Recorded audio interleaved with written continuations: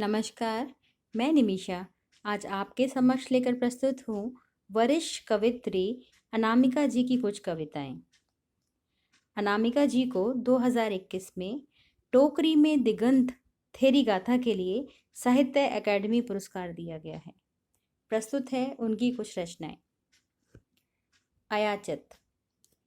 मेरे भंडार में एक बोरा अगला जन्म, पिछला जन्म 7 कार्टन रख गई थी मेरी माँ।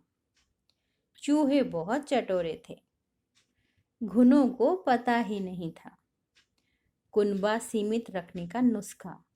सो सबों ने मिल बांट कर मेरा भविष्य 3/4 और अतीत आधा मज़े से हजम कर लिया। बाकी जो बचा उसे बीन फटक कर मैंने सब उधार चुकता किया। हारी बीमारी निकाली, लेन देन निपटा दिया। अब मेरे पास भला क्या है? अगर तुम्हें ऐसा लगता है कुछ है जो मेरी इन हड्डियों में है अब तक, मसलन की आग, तो आओ अपनी लुकाठी सुलगाओ। दूसरी रचना है आम्रपाली। था आम्रपाली का घर मेरी ननिहाल के उत्तर। आज भी हर पूनों की रात खाली कटोरा लिए हाथ गुजरती है वैशाली के खंडहरों से।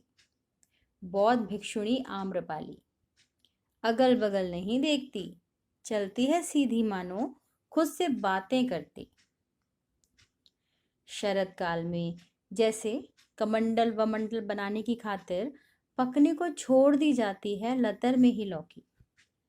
पक रही है मेरी हर मांसपेशी, खदर बदर है मेरे भीतर का हहाता हुआ सत।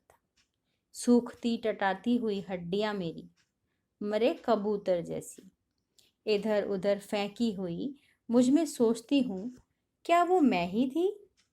नगर वधू बज्जी संघ के बाहर के लोग भी जिसकी एक झलक को तरसते थे। ये मेरे सन से सफेद बाल थे, कभी भौरे के रंग के कहते हैं लोग। नीलमणि थी मेरी आंखें, बेले के फूलों सी झक सफेद दंत पंक्ति। खंडर का अर्धध्वस्त दरवाजा है अब जो। जीवन मेरा बदला, बुद्ध मिले। बुद्ध को घर न्योत कर अपने रथ से जब मैं लौट रही थी, कुछ तरुण लिच्छवी कुमारों के रथ से टकरा गया मेरे रथ का धुर से धुर, चक्के से चक्का, जुए से जुआ। लिच्छवी कुमारों को ये अच्छा कैसे लगता? बोले वे चीख कर, जे आम्रपाली, क्यों तरुण लिच्छवी कुमारों के धुर से धुर अपना टकराती है? आर्यपुत्रों, क्योंकि भिक्खु संघ के साथ भगवान बुद्ध ने भात के लिए मेरा निमंत्रण किया है स्वीकार। जे आम्रपाली, 100,000 ले और इस भात का निमंत्रण हमें दे। आर्यपुत्रों, यदि तुम पूरा वैशाली गणराज्य भी दोगे, मैं ये महान भात तुम्हें नहीं देने वाली।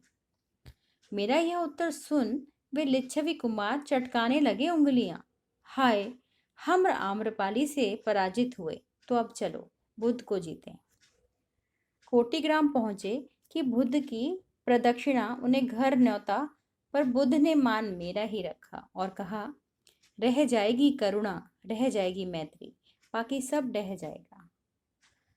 तो बहा काल नद में मेरा वैभव, राख की इच्छामती, राख की गंगा, राख की कृष्णा कावेरी, गरम राख की ढेरी यह काया, बहती रही सदियों इस तट से उस तट तक। टिमकता रहा एक अंगारा, टिरता रहा राख की इस नदी पर बना ठना। ठना बना तेरा लगातार, तेरी सोने की तरी, राख की इच्छामती, राख की गंगा, राख की कृष्णा कावेरी। झुर्रियों की पोटली में बीज थोड़े से सुरक्षित हैं, वो ही मैं डालती जाती हूँ अब इधर उधर। गिर जाते हैं थोड़े से बीज पत्थर पर, चिड़िया का चुग्गा बन जाते हैं वे, बाकी खिल जाते हैं जिधर तिधर, चुटकी भर हरियाली बनकर। सुनती हूँ मैं गौर से आम्रपाली की बातें, सोचती हूँ कि कमंडल या लौकी या बीज कोश जो भी बने जीवन, जीवन तो जीवन है। हरियाली ही बीज का सपना, रस ही रसायन है। कमंडल वमंडल बनाने की खातिर शरद काल में जैसे पकने को छोड़ दी जाती है लतर में ही लौकी। पक रही है मेरी हर मांसपेशी तो पकने दो, उससे क्या। कितनी तो सुंदर है हर रूप में दुनिया। तीसरी रचना है दरवाजा। मैं एक दरवाजा थी, मुझे जितना पीटा गया मैं उतना ही खुलती गई। अंदर आए आने वाले तो देखा चल रहा है एक वृहत चक्र। चक्की रुकती है तो चरखा चलता है, चरखा रुकता है तो चलती है कैंची सुई। गरज यह है कि चलता ही रहता है अनवरत कुछ कुछ, और अंत में सब पर चल जाती है झाड़ू। तारे बुहारती हुई पहाड़, वृक्ष, पत्थर, सृष्टि के सब टूटे बिखरे कतरे जो एक टोकरी में जमा करती जाती है मन की दुछत्ती पर। एक और रचना है महाकाल।